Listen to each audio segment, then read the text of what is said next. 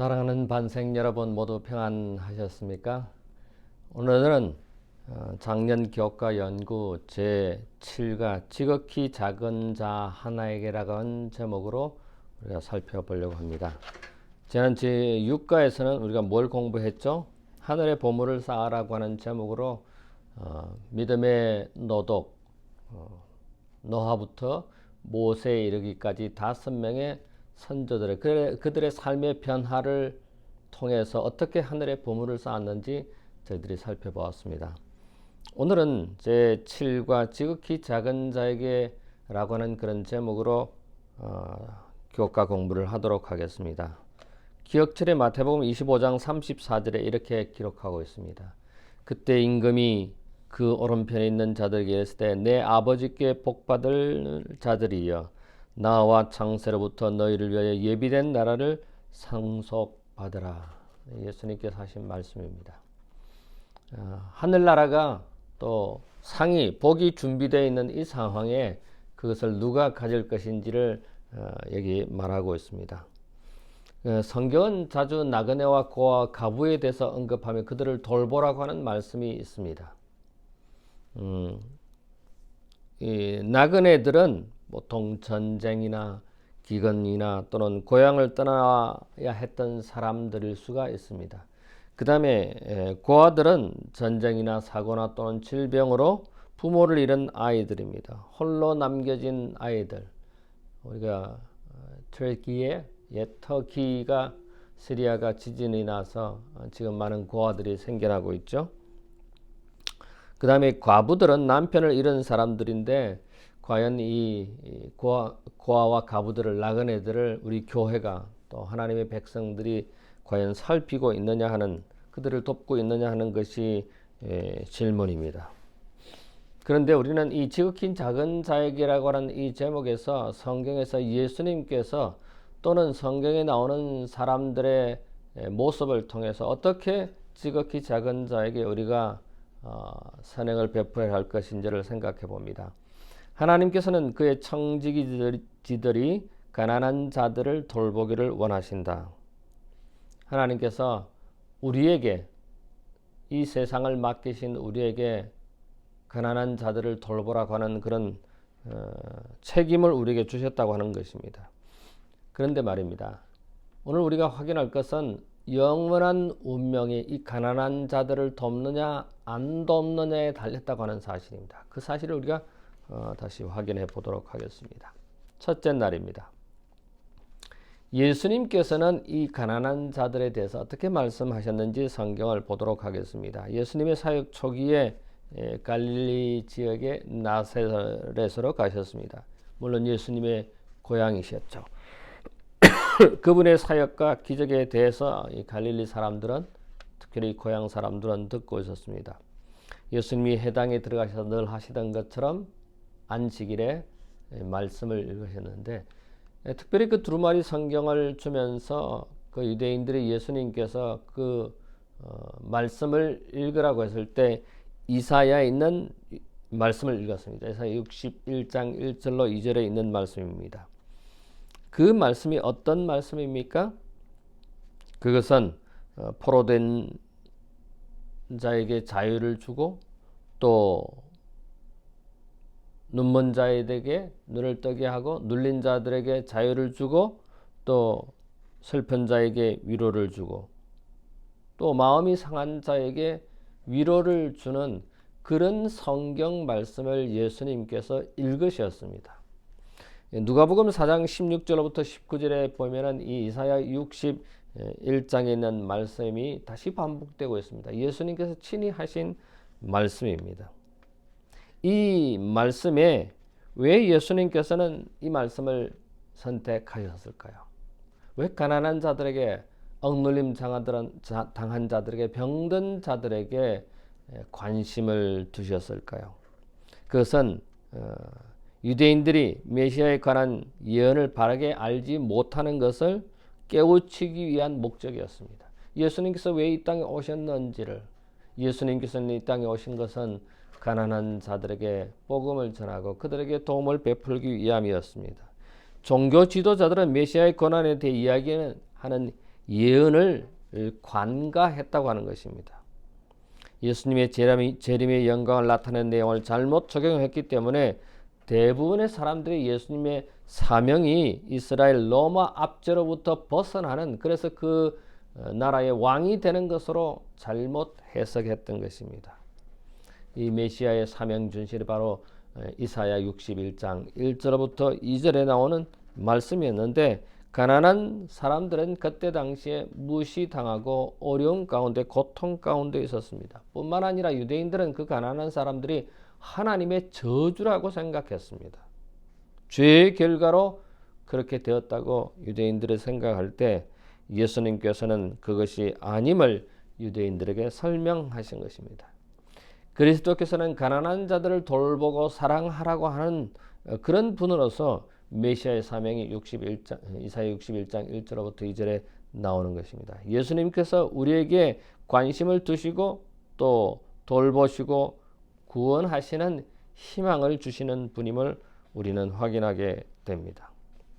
복음은 평안하고 안정된 사람, 부자에게만 전하는 것이 아니라 가난한 자들에게도 전해야 한다고 하는 사실이 예수님의 사역에서 잘 드러내고 있습니다. 그래서 복음은 모든 계급의 사람들에게 전해져야 하는 것입니다. 예수님의 그 생애 사역 초기에 그렇게 말씀을 하셨다면은 하나님께서 이 가난한 자들에게 대해서 성경에 어떻게 말하고 있는가, 둘째 날에 가난한 자들을 위한 하나님의 대책을 살펴보겠습니다. 레위기 23장 22절에 보면은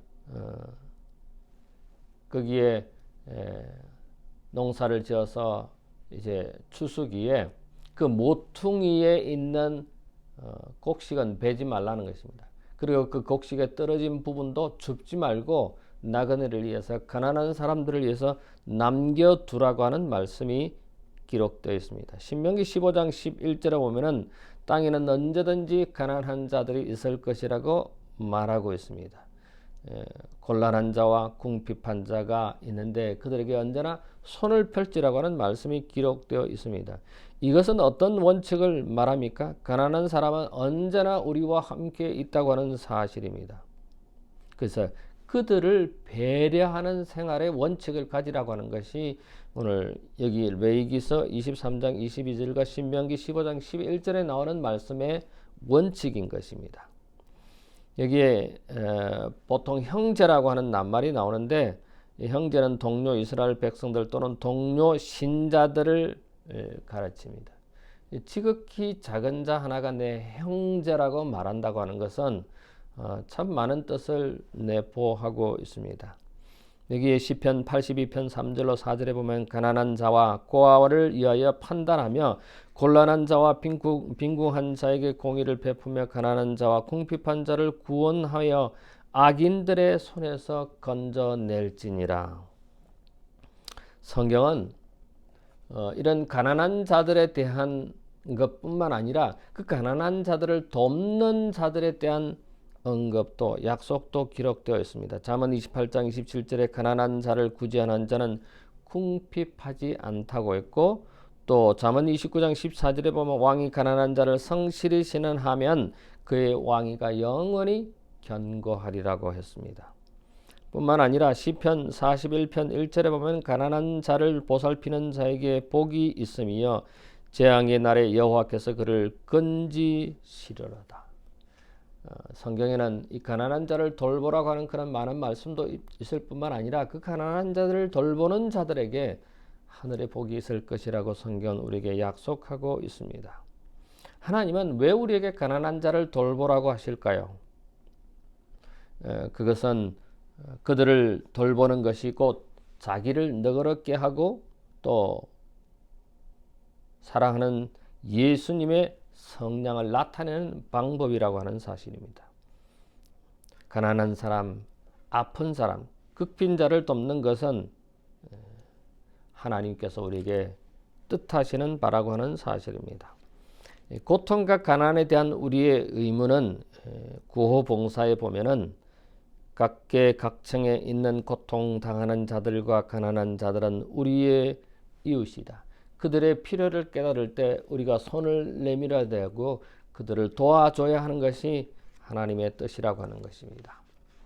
그렇다면은 우리가 성경에 나오는 몇 사람을 통해서 어떻게 가난한 자들에게 우리가 손을 내밀어야 될지, 또 내밀지 못한 사람들의 모습이 어떠한 모습인지 우리는 셋째 날에 젊은 부자 가난의 모습을 통해서 살펴보려 합니다. 마태복음 19장 16절부터 22절에 보면은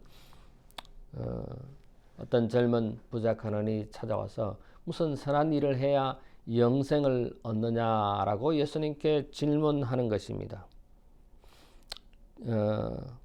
그럴 때 내 소유를 팔아서 가난한 자들에게 나누어 주고 그리고 나를 따르라고 합니다. 이 부자 가난은 예수님께서 나의 소유를 팔아서 가난한 자들에게 나누어 주라고 하는 그 예수님의 말씀에 그는 스스로 실망하고 예수님을 떠나는 상황을 우리는 이 성경에서 볼 수가 있습니다. 이 부자 가난에게 있어서는 돈이 우상이었습니다. 재물이 우상이었습니다. 예수님께서 이 부자 가난에게 하신 말씀은 그의 구원을 생각하신 것입니다. 그의 모든 돈을 다 허비하라. 그의 모든 돈을 다 가난한 자들에게 도와주라고 하는 것이 아니라 우상에서 탈피하라고 하는 하나님의 말씀이었습니다. 그런데 부자 가난은 예수님께서 하신 그 말씀을 알아듣지 못한 것입니다.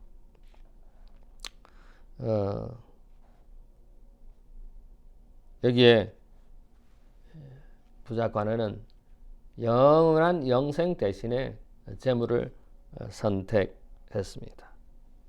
물질의 풍요가 우리에게 무엇을 주건 또 우리 모두는 머지않아 죽음을 맞이할 것이고 그때는 결국 각 사람에게 영원이라고 하는 시간을 마주하게 될 것이기 때문입니다. 이 젊은 부자는 영생의 기회보다는 재물을 선택했습니다. 우리가 이 부자 가난처럼 재물의 우상을, 돈의 우상을 섬기다가는 영원을 잃을 수 있다고 하는 사실을 우리는 여기서 확인하게 됩니다. 우리는 재물보다 영생의 기회를 잡기 위해서 우리가 어떤 변화가 필요합니까? 우리의 삶의 변화가 필요합니다. 우리의 생각의 변화가 필요한 것입니다. 부자 가난의 유일한 조건은 그리스도께서는 그 가난으로 하여금 그가 그리스도인의 품성을 완성시킬 수 있는 곳에 처하게 될 수 있는 유일한 조건을 말씀하셨다. 예수님의 말씀은 엄격하고 거룩한 것처럼 보이지만 그것은 지혜의 말씀이었다. 이 말씀을 받아들이고 순종하는 것만이 가난하게 유일한 구원의 희망이었다. 시대의 소망 520쪽에 있는 말씀입니다. 자, 그렇다면 실패한 이 부자 가난 대신에 성공한 사람도 있습니다.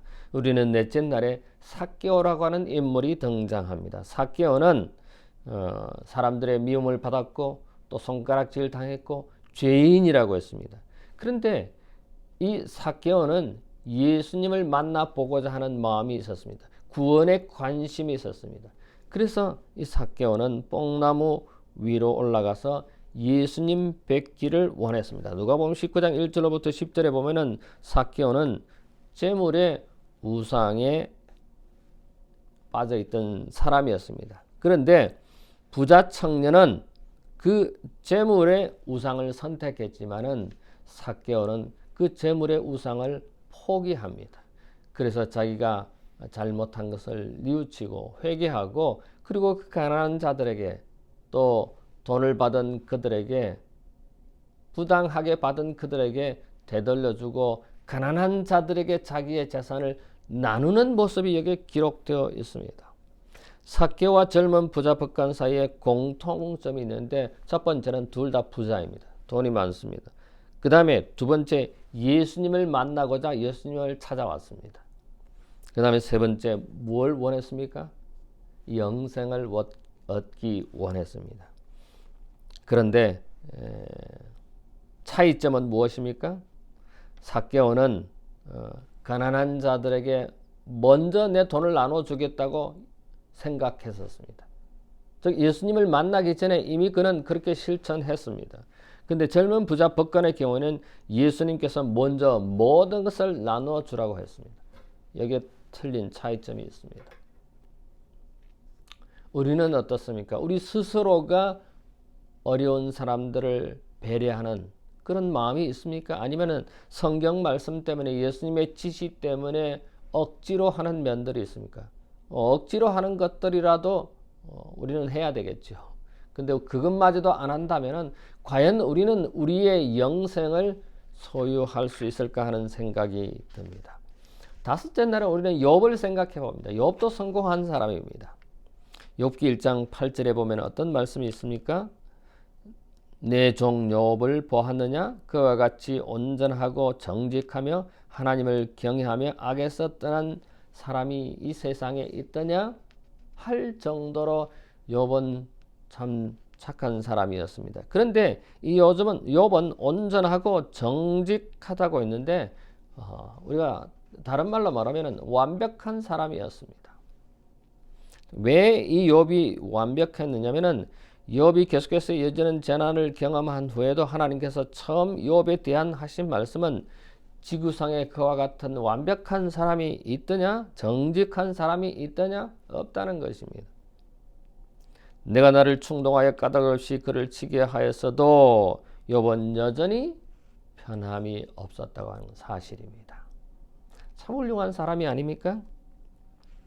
욥기 29장 12절로 16절에 보면은 빈민과 고아를 건지고 또 맹인을 돕고 또 다리 없는 사람의 다리가 되어주고 또 여러 가지 빈궁한 자에게 도움을 베풀고 모르는 사람의 송사를 도와주고 우리는 이게 여기서 욥의 성품의 비밀을 보게 됩니다. 여러분 맹인의 눈이 되어주고 안전뱅이의 다리가 되어주고 또 억울해하는 사람들에게 가서 그들을 돕는 고통받는 사람들에게 가서 고통을 경감시켜주는 그런 훌륭한 성품을 가진 사람이 욥이었습니다.